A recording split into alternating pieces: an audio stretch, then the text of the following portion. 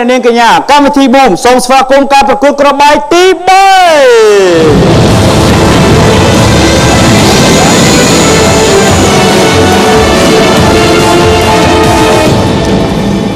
បាទសួរទៅបញ្ញាបន្តិចអំបញ្ញមិញនៅពេលដែលនៀតទៅពេលដែល Vincent ធ្វើឲ្យក្របបាយទី1និងទី2ផ្ទុះតើភ័យទេ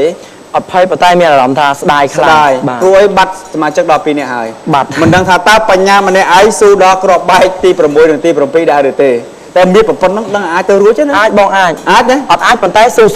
អត់អាចតែស៊ូយើងត្រូវតែបើកម្លាំងចិត្តសម្រាប់ខ្លួនឯងអូខេឥឡូវនេះសូមកម្លាំងចិត្តពីបងប្អូននៅស៊ីបយកឲ្យខ្លាំងមួយទៀតមកអូខេព្រោះទស្សនិកជនជាទីគោរពក្របបាយទី3ទឹកប្រាក់បានឡើងរហូតដល់3លានរៀលហើយដូច្នេះប្រសិនបើបញ្ញាអាចដោះក្របបាយទី3បានគឺបានទឹកប្រាក់រហូតដល់3លានកុំស្ដាយទី1ទី2ព្រោះបូកចូលគ្នាស្មើក្របបាយទី3មួយឡើយស្ដាយក្របបាយទី3នេះព្រោះប្រសិនបើក្របបាយទី3នេះបញ្ញាដោះអត់បានទេគឺបងអូនអស់សិទ្ធិក្នុងការលេងហើយក្រុមបងអូនត្រូវបញ្ចប់ត្រឹមតែប៉ុណ្ណេះបងជូនពរថាសូមឲ្យសំណាងល្អប៉ះចាំសំណួរដែលបញ្ញាចេះណាអរគុណច្រើនអរគុណបាទក្របបាយទី3មានខ្សែចម្លើយទាំងអស់ចំនួន4ខ្សែចម្លើយខុស3ត្រូវមានតែមួយទេបញ្ញាត្រូវកាត់ខ្សែចម្លើយ3ចោលខុសចោលទុកចម្លើយត្រូវតែមួយនោះបញ្ញានឹងបានទឹកប្រាក់3លានរៀលបាទច្បាស់ហើយច្បាស់បាទសាការីសូមបង្ហាញចម្លើយខ្សែពណ៌ខៀវ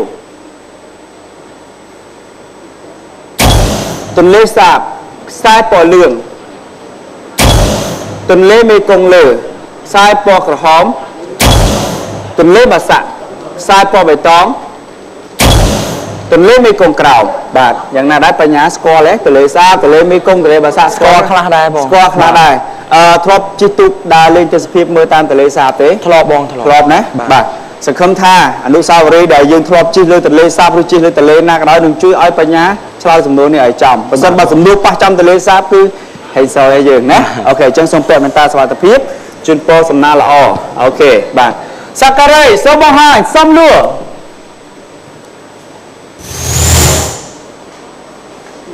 តើស្ពានតាខ្មៅឆ្លងកាត់ទន្លេណាក្របបាយទី3ទឹកប្រាក់3លានរៀលបញ្ញាមានរយៈពេល1នាទីចាប់ផ្ដើមកាត់ចម្លើយដោយខុសចោល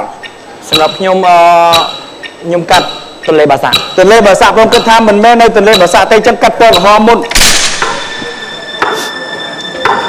សូមជូនពរឲ្យមកទួ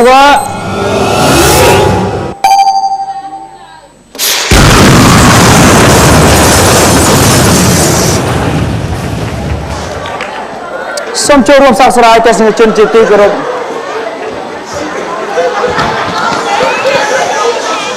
បាទក្របបាយទី3បានផ្ទុះទៀតហើយគឺប្រកាសណាស់ដែលស្ពានតាខ្មៅគឺឆ្លងកាត់ចំហ្មងទន្លេបាសាក់តែថាយើងវាចរអីទៅសោកស្ដាយមែនទែនទូទៅសជនតាមពិតទៅក្រុមការងារពិតជាចង់ឲ្យបញ្ញារួមជាមួយនឹងVincent និងនៀតឈ្នះនៅក្នុងកម្មវិធីនេះប៉ុន្តែក្របបាយទី1ទី2ទី3បានផ្ទុះចឹងសូមជម្រាបទាំងពីរមកកាន់វេទិកាហើយក៏សូមផ្ដល់កម្លាំងចិត្តនិងការគាំទ្រជូនពួកគាត់ម្ដងទៀតបាទអូខេបាទបើទោះបីជាចាញ់ប៉ុន្តែគិតថាអ្នកទាំង3ប្រឹងប្រែងខ្ញុំគិតថាជាអនុស្សាវរីយ៍មួយបាទលោក Vincent សង្ឃឹមថានឹងត្រឡប់មកវិញឱកាសក្រោយទេសជននេះជាការប្រកួតមានន័យថាមិនមែនត្រឹមតែសមត្ថភាពប៉ុន្តែគឺត្រូវការសំណាងព្រោះ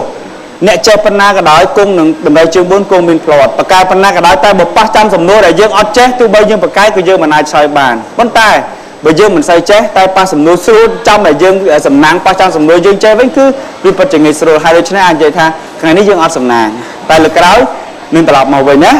បាទសង្ឃឹមថានឹងជួបអ្នកទាំង3នៅខាងក្រៅម្ដងទៀតមានពេលណាមួយយើងពិភាក្សាគ្នាឲ្យបានច្រើននឹងឡើងលេងម្ដងទៀតយើងយក125លានរៀលបាទអរគុណ Vincent អរគុណបញ្ញាអរគុណនេះដែលបានចូលរួមបាទទូទាំងជនចូលរួមសោកស្ដាយម្ដងទៀតសម្រាប់ក្រុមទី1នៅក្នុងសប្តាហ៍នេះដែលបានធ្វើឲ្យក្របបាយ3គ្រាប់ផ្ទុះគឺគាត់មិនអាចមានសិទ្ធិបន្តទៅលេងក្របបាយទី4ជាបន្តទៀតនោះទេកម្មវិធី Boom សូមសម្រាប់មួយ Pleasant កុមារដល់ប៉ុស្តិ៍ណាវគ្គក្រោយយើងនឹងបង្ហាញក្រុមទី2តើក្រុមទី2នឹងបានទឹកប្រាក់ប៉ុន្មានលានពីកម្មវិធី Boom